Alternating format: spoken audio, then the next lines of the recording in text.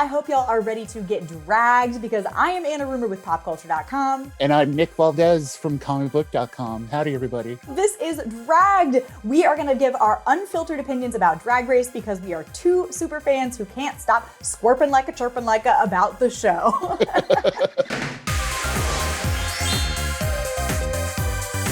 Today we are going in on the premiere of RuPaul's Secret Celebrity Drag Race Season 2. I am really excited about the format change. Nick, what did you think whenever you came into the first premiere?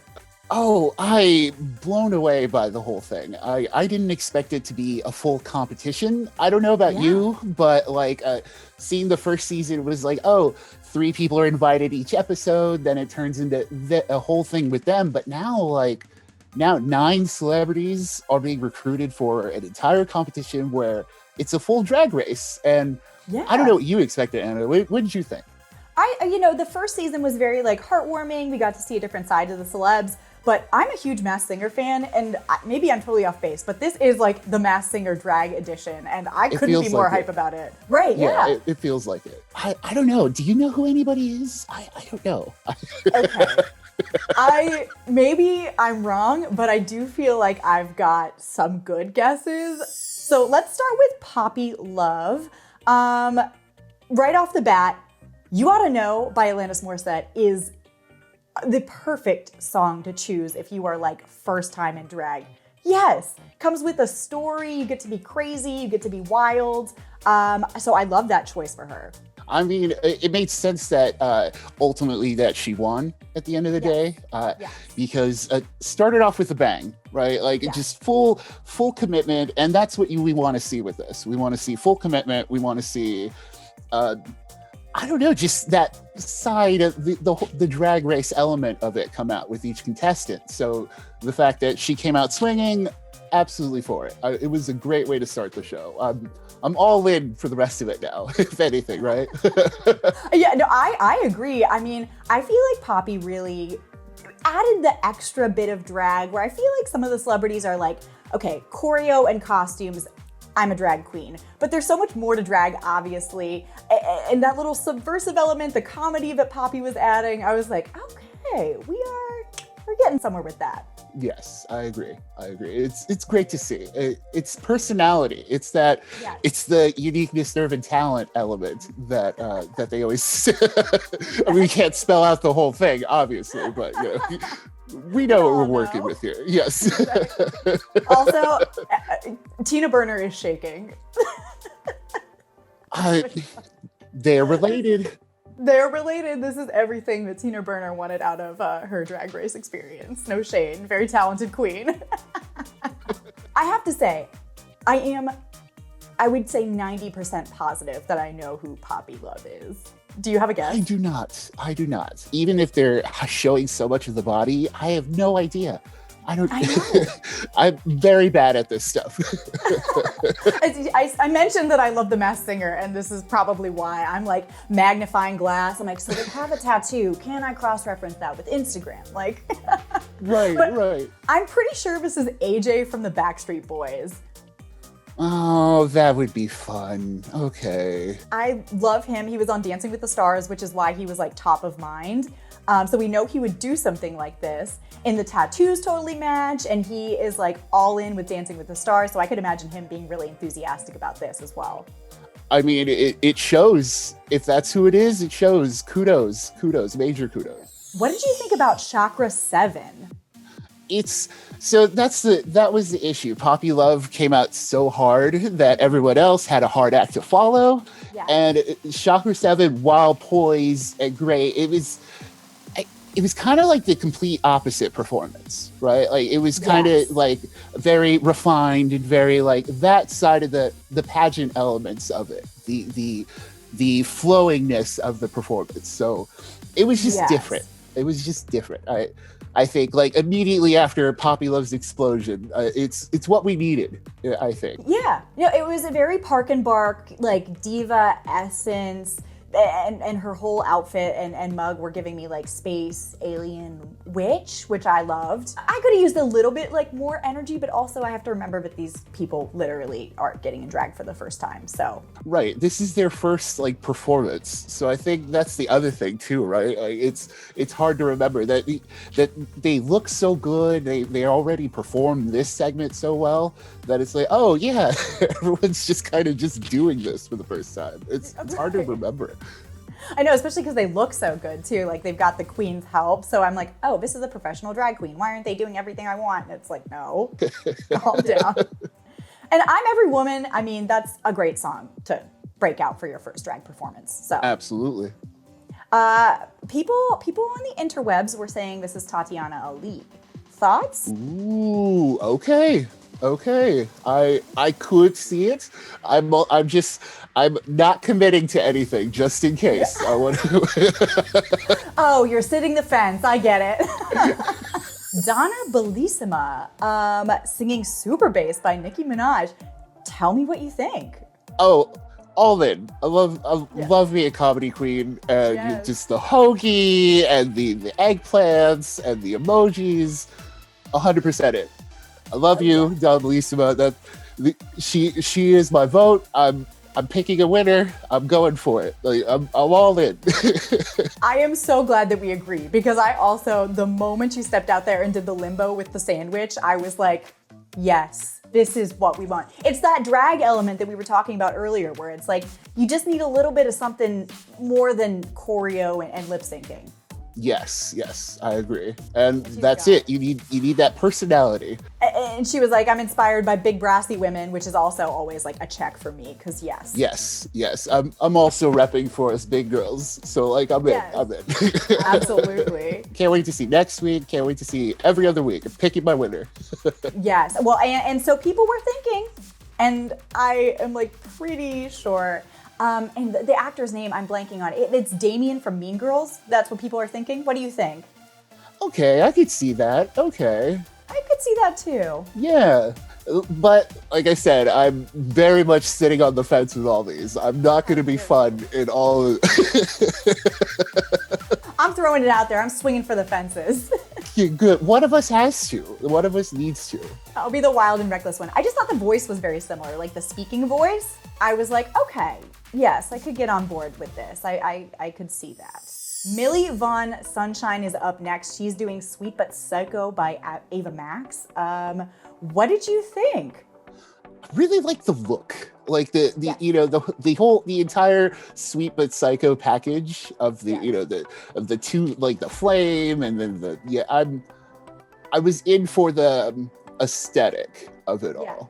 Yeah. And great lip sync, great choreography, but it's gonna be tough. It's one of those drag race things of like you can nail that aspect of it, but let's get more of the limboing under hoagies kind of elements, you know. Where were the hoagies? How am I supposed to root for her? I wrote in my notes, not my favorite makeup, but I also recognize that they're probably trying to like obscure their faces too, which is maybe why the makeup is so out there on some of them. So I'm trying to like erase that from my critique. Yeah, that would make a lot of sense because like we said, they're not hiding them in any other way, really. Yeah. Testament to the power of makeup, by the way. I mean, not that I don't get reminded of that every morning in the mirror, but I like can't recognize these people's faces and they just got like a harsh contour on. Oh, absolutely. It's just complete transformations, top to bottom. Jackie Wood, which I have to say is my favorite drag name of the bunch. Yeah. I really like the Jackie Wood, well, Jackie could, I really like the play on words there. Jackie Wood, there was a reason she was in the final lip sync for your life. Yeah. But with that lip sync for your life, I was like, okay, Jackie Wood, so she could. Like, it's like, okay, Jackie really could do. I understood why she was also safe, but it was Jackie done did it. Yeah. Listen, did the performance go well? No, not. But again, their first time. It's hard to be like super critical of them. Yeah. it's just very nervous from top to bottom. That's the other thing too. Like, it's very like with some of the queens, it's like, okay, you're ready for prime time, but then some of them are like, oh, well, this is a complete new experience for me, and I understand getting lost in it, and it's tough. Yeah. I mean, I get it. I like sweat when I have to talk to the like grocery store cashier. So I'm like, I'm on board. I get the nerves. I'm not going to criticize them for that. But yes, I'm excited to see her like blossom into the next couple weeks. Elektra Owl, who did Raise Your Glass by Pink. I could not figure out who these last couple people are. And we had quite a clue. She kept talking about how tiny she was. So I was thinking about tiny celebrities. And some people were like, it's Kelly Ripa. And I was like, I don't think it is. I don't agree with that one, no. I don't agree. And it's tough because celebrities, you don't really know how big they are because they're typically on your screen or whatever. So that gave me nothing. I had no idea. She's also, I get why she was the last, I get why she was almost there. So it's tough. The lyrics were creative, Were they the lyrics to Raise Your Glass? But were they lyrics? That they certainly were. I'm sorry, Elektra. I know, no shade, absolutely not. You did, it's full, that's the other thing. Full kudos all around. Oh, it's a light shade. It's a drag show. If we can't be shady, then what are we watching? Thirsty Von Trapp, who does the complete opposite kind of with Don'tcha and Pussycat Dolls and the completely different kind of vibe. And I'm glad we have someone like that this season. Every Drag Race season needs a queen like this. So I'm excited. I have no guesses as to who this is either. I'm not, What about you? I had no guesses for this one either. But she was funny, she was sexy, she had this cute little latex number on, which I know can't be comfy. I thought she was hilarious. And what she described herself as hot, delusional, and unbothered, which I think we can all aspire to. So I don't know, she's up there with Donna for me. She was so much fun. I really liked her. Yeah, she was my second fave, in terms of top queens. I was like, okay, let's see. I can see you in the finals, kind of thing. I'm a little bummed though about Fabulosity.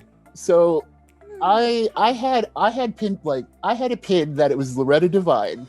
That was my big guess. I was like, because her voice is so memorable. I recognize it anywhere. Yes, and so. That's why I'm a little bummed. I was like, but to be fair, it's a competition, and her fine was, just fine. Her just fine is just a little bit less than fine. Yeah, I mean, gotta be fair, I love you, Loretta Devine. Please, I love you, and I love Fabulosity, but there are 8 other queens. She looked like she was having fun, which is what Loretta Devine deserves, and I love that. And I wrote in my notes, her dress is giving me the parachute from elementary school gym class. Flashbacks. I liked it. It's not a drag. That's just immediately I was like, oh. It's a shame that she got sent home, and it is good that that's how we get the reveal. We get a little more of their video package, a little more of their backstage interviews, and I was like, okay, that's a good send off for each of them. 𝐒𝐿𝐴. So you in your notes here, you also guessed Kevin McHale from Glee, and I want to say that was also my first thought. As someone who also spent years as a Gleek watching Glee projects, I was like, this is Kevin McHale, hands down, and I'm rooting for 𝐒𝐿𝐴. I really am, maybe because of that, but I mean. If you spend that many years on Glee learning how to lip sync and do choreo, you're gonna do well on this show. And I thought the chick nailed it. I mean, if it is Kevin, but I'm pretty sure it is. I'd bet some money on it. But the choreo was great. The performance was giving me Katy Perry vibes with the whole candy cane bra and everything like that. So that was fun. Yeah, I agree. It was just, it's a fun look. And I was surprised that 𝐒𝐂𝐒𝐿 was safe, but I guess it's only just one winner, and then the lip sync for your life, and that's it. So I got to get used to the new format. I think that's what it is. This whole premiere, I was like, I have to get used to this. Venus by Bananarama, very fun. And you kind of hinted at this, that you thought that Jackie would kind of outshone Fabulosity, and I agree with you there. Yeah, in terms of I want to stay and keep doing this. And Loretta Devine, as much as I love her, I think she was like, I'm good. Let her go home. Let her go hang out. Let her go home and be a legend at home. Yes. Sitting on some kind of like settee. That's how I picture her. Absolutely. And we said that Poppy won, and it's hard to pick a top one, but I thought that was a good choice, a safe choice. Yeah, I agree. Poppy came out swinging, and it was something that was hard to top for everybody else, unfortunately. I agree. At the end of the day, what is your top line thought about the show this season? I'm excited. This format change made, we came into the show thinking it was gonna be like last season, but no, it's a full competition, full stage, full presentation, challenges. I think the preview for next week is teasing more choreographed stuff. I'm excited to see maybe if they take on regular Drag Race challenges. Like, are we going to see skits and sketches? Are we going to see roasts? Yes. The Snatch Game, I need that. Yeah. Oh, Celebrity Snatch Game. That would be maybe a disaster, but I want to watch it. I mean, if that's in the cards, I want to see it. I'm excited. I'm very excited. Me too. And I'm excited to be recapping the season with you. It's going to be a ton of fun. So you guys watching at home, don't forget to check us out every week as we talk about the season here on Dragged. So thanks for being here. Bye, everybody.